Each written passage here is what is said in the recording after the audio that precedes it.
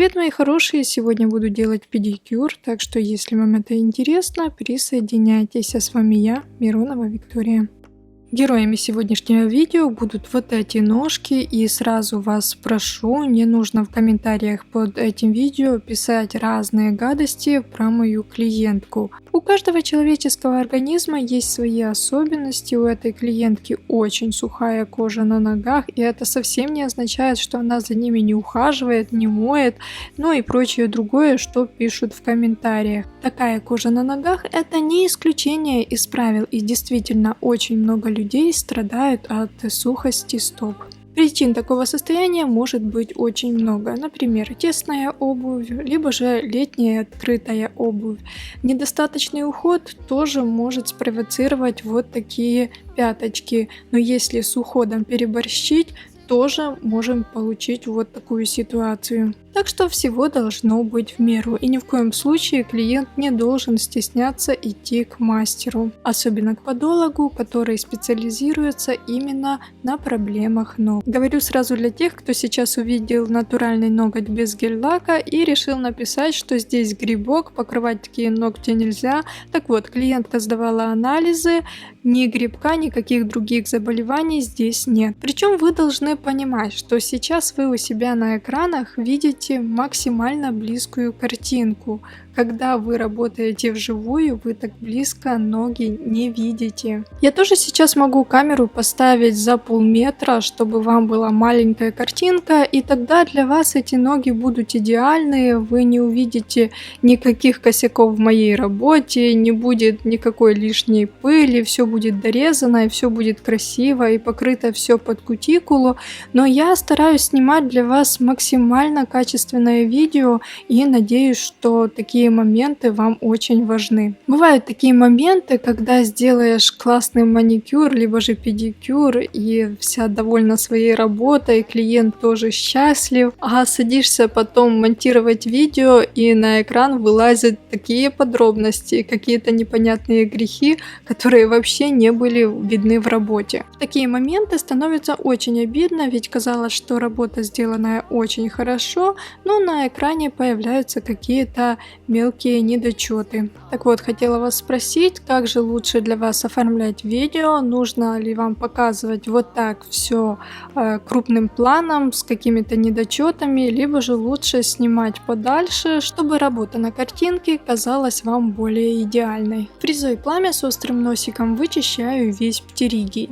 Здесь боковые валики такие мясистые, объемные, поэтому фрезу взяла диаметром 2,5. Также этой насадкой обрабатываю боковые валики.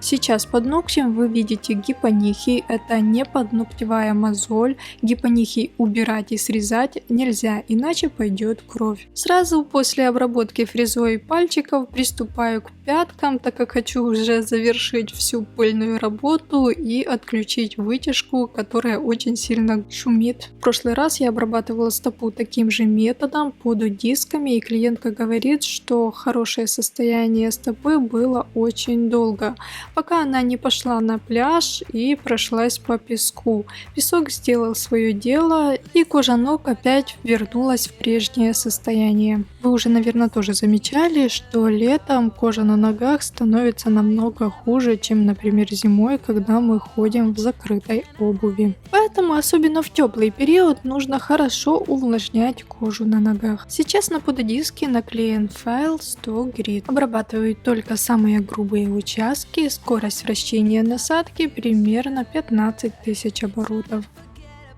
Обработав самые грубые участки, я останавливаю свой аппарат и меняю файл на диске на 220 грит. На этом этапе трещины зашлифовываю более тщательно, но не убираю их полностью, так как они очень мелкие и глубокие. Если спилить их на нет до тонкой кожи, то клиентка на следующий день просто не сможет ходить.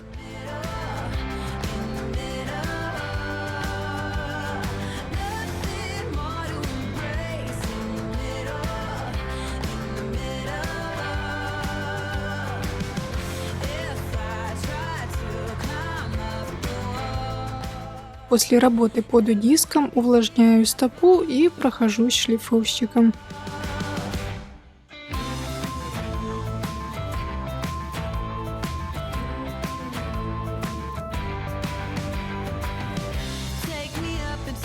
Закончив с пыльной работой, возвращаюсь к пальчикам. Здесь нужно еще обрезать кутикулу. Наношу гелевый размягчитель от торговой марки C&D. С помощью пушера распределяю его по всей огрубевшей коже. Топориком вычищаю загрязнения, которые скопились в пазухах и под ногтем.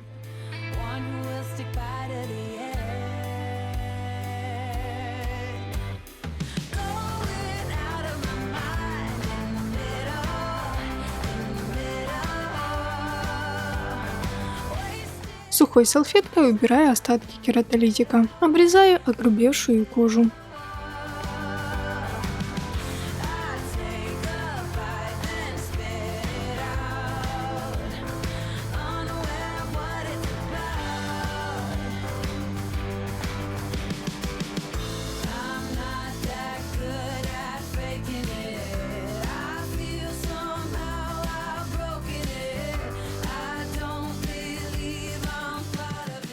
Обезжирив ногтевые пластины, могу приступать к нанесению гель-лака. Изначально, как всегда, наношу базовое покрытие, затем сам цвет. Моя клиентка для своих ногтей выбрала вот такой фиолетовый оттенок с яркими разноцветными вкраплениями от торговой марки Nail Apex.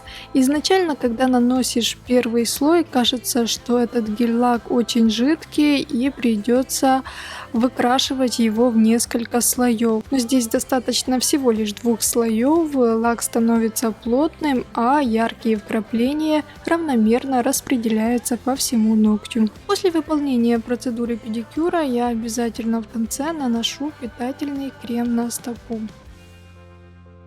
Вот такое перевоплощение у нас сегодня получилось. Да, кто-то посмотрит и скажет, что здесь пятку нужно было бы почистить еще лучше, но я уже вам говорила свое мнение, считаю, что пятку до тонкой красной кожи счищать нельзя. Также хотела вас спросить, какие вам видео более интересны, там где есть сложные какие-то интересные случаи, либо же с идеальными ногами, где все просто и понятно. Задаю этот вопрос, потому что в комментариях под прежними видео, где я показывала вот эти ноги, много писало, что такие ноги вообще показывать нельзя, и это прям фу-фу-фу. Так что я жду от вас комментариев, ведь мне это очень важно знать.